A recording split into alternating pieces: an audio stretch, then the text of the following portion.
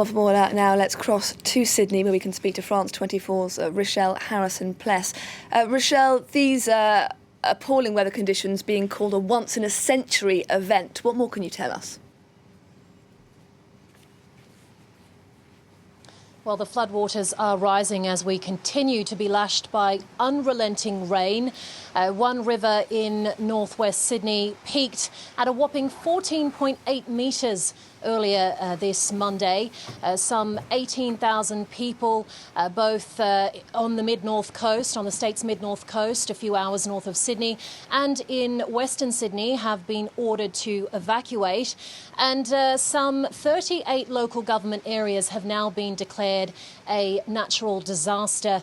That's up from 16 areas that were identified as natural disaster affected yesterday. Now, hundreds of emergency services volunteers are on the front line working around the clock to get people to safety. They say they've carried out hundreds of flood rescues so far, rescuing not only people but also beloved pets and livestock.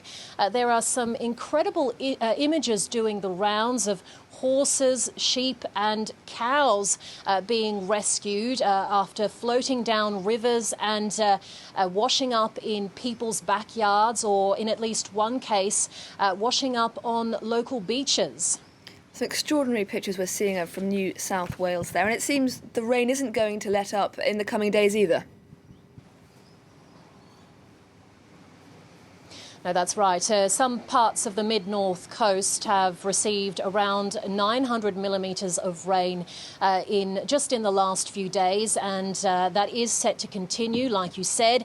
Authorities say the next 24 to 36 hours are absolutely crucial as floodwaters are expected to continue rising. It is a very volatile situation, one that caught so many of us, both authorities and residents, by surprise, as just last week we were basking in the sunshine in very warm weather and wearing summer clothes. But Australia is a country of weather extremes. This time last year, we were begging for rain after the devastating Black Summer bushfires and after months of scorching, dry, hot conditions and drought conditions.